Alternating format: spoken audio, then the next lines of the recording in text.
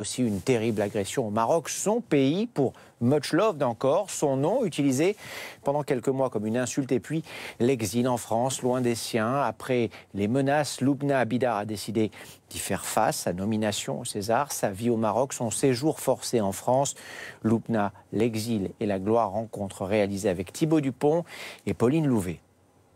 Vous êtes nommé pour un film qui s'appelle Much Love, qui raconte la vie, le quotidien d'un groupe de prostituées au Maroc, avec les bons moments, les très mauvais moments aussi. C'est un film qui est très touchant et qui a fait beaucoup réagir, notamment chez vous au Maroc, parce qu'il y a des rushs de ce film qui ont été mis sur Internet et qui ont mis en colère certaines personnes. Vous avez été agressé suite à la diffusion de ces rushs. Qu'est-ce qui n'a pas été accepté dans ce film? La réalité. Parce que c'est un film copié-collé de la réalité. C'est un portrait de 4 femmes marocaines. Que ce genre de femmes au Maroc existe, il y en a beaucoup. Et peut-être elles avaient peur de regarder la vérité. Ce sont des femmes qui se prostituent, qui vivent grâce à la prostitution, mais qui aident leur famille aussi. Bien sûr. Qui se soutiennent entre elles. Elles sont fortes, elles sont drôles, elles donnent d'amour à tout le monde, elles ne reçoivent rien. Ce sont des femmes musulmanes qui vivent dans l'hypocrisie totale et la souffrance. Et malgré la souffrance, ils sont en train de l'agrandir et s'échapper d'une réalité forte et dure. Vous avez été agressée à Casablanca. Qu'est-ce qui s'est passé précisément? Je ne voulais plus me rappeler de le passé. J'ai envie de vivre ce que je suis en train de vivre aujourd'hui, mon victoire aujourd'hui. Mon agression, c'est un cauchemar que je fais jusqu'aujourd'hui. C'était très dur, très mal. C'est pas seulement mon agression, j'ai vécu l'enfer pendant quelques mois. Parce qu'avant l'agression, c'était beaucoup de menaces, il y avait des procès dans la justice, il y avait la haine. Tout le monde, il m'insultait. Mon nom, c'est devenu vraiment une grande insulte au Maroc à un moment. Mais aujourd'hui, il y a des choses qui ça retourne à leur place. Et je dors maintenant plus à l'aise. Vous êtes toujours menacée ou pas? Oui, quelques-uns, mais j'ai plus peur comme avant et les choses, ça va changer. Ça va changer. Qu'est-ce qui a changé dans votre vie depuis cette agression? Ma vie a complètement changé. Je suis en train de construire une nouvelle vie ici en France. C'est pas les roches qui a dérangé vraiment. Il y a quelques vidéos qui étaient travaillées, retravaillées. Il y a des scènes qui n'ont rien à voir avec le film. Il y a aussi une sorte de presse marocaine qui n'a rien compris. Ils n'ont pas vu le film. Ils ont fait beaucoup de mal à moi, à le film. Mais je crois aujourd'hui, ça commence à changer le regard des gens vers moi et vers le film. Qu'est-ce qui a été le plus dur pendant cette période pour vous? De quitter le Maroc dans 24 heures et laisser ma maison, ma famille, toutes mes choses derrière moi, être obligée de quitter le pays.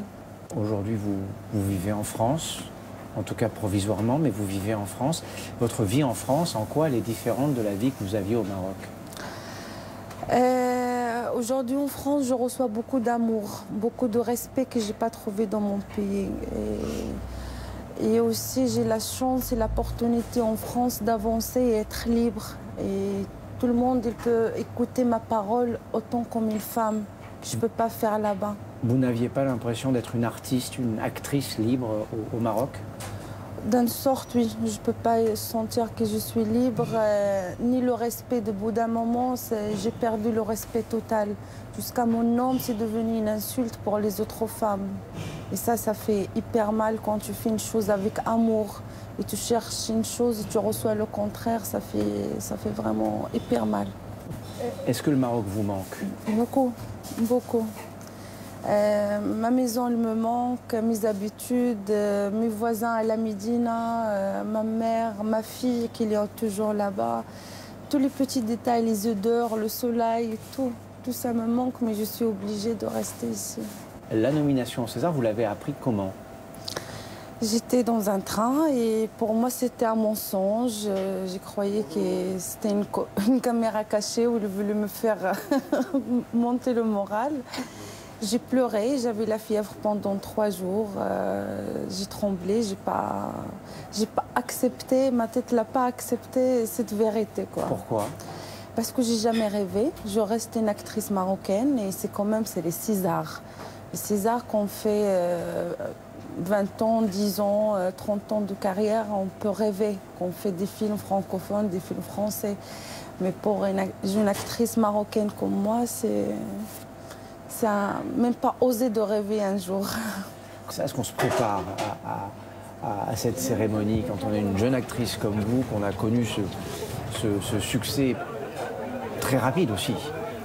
Je ne me prépare pas, mais je suis en train de vivre une aventure, vivre des très belles choses qui m'arrivent aujourd'hui. Mais préparer, je ne sais pas comment préparer. Ce n'est pas la première fois qu'on me pose cette question, mais je ne sais pas, je ne me prépare pas. Vous savez ce que vous allez mettre ce soir-là déjà? Vous y pensez? C'est quelque chose qui occupe votre temps? Je sais, ça va être quelque chose de chez Yves Saint Laurent que j'ai déjà choisi et j'ai fait déjà le sillage. Pas plus que ça, à part mes habits, mes cheveux, je ne sais pas quoi préparer. Vous y pensez ou pas? C'est quelque chose qui vous stresse quand même un peu? On imagine que ça doit être impressionnant. Non, pas du tout? Non, non. Vous y allez naturellement? Voilà, c'est ça, comme tout le monde a l'habitude de moi, avec mon corps, ma simplicité, mon sourire de débile blidard. Qu'est-ce que ça a changé cette nomination pour vous, pour votre quotidien? Et déjà, il a changé beaucoup de choses en moi. J'ai plus confiance en moi, j'ai envie d'avancer, j'ai envie de rentrer en tournage le plus vite possible. Ça m'a rendu mon sourire de nouveau et surtout confiance autant comme une actrice. Dans mon quotidien, c'est rien, à part quelques presses, des allers-retours de chez moi jusqu'ici. Ça va, c'est rien. Tout ça se passe dedans, vraiment. Vous avez l'impression que le regard des autres a changé depuis cette nomination? Quelques gens, oui. Quelques gens qui pour un moment, c'était la fin pour moi. Ils croyaient que je ne veux plus exister. Mais aujourd'hui, ils sont un peu étonnés et ça commence à changer un petit peu leur regard vers moi. Vous êtes nommée au César de la meilleure actrice.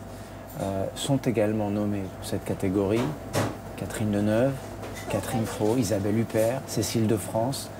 Qu'est-ce que ça fait en tant qu'actrice, en tant que jeune actrice, d'être nommée à côté de ces stars du cinéma français? Des très grandes stars que je respectais toujours, que j'ai toujours trouvé waouh, sont des vraies stars. Parce que quand tu es une Marocaine et tu vois des films français et des stars français, ça donne une fierté, ça donne beaucoup de choses, des sentiments qui t'as envie d'être un quart ou une demi ressemblée à cette actrice. Et je suis très heureuse et très contente. C'est pour ça que je ne rêve pas de la voir sous César. Pour moi, j'ai déjà gagné d'être restée au milieu de ces stars. J'ai déjà gagné 1000 fois. 2 terribles accidents et les images qui ont marqué la semaine. C'est le 7 jours images d'Isabelle Pincé.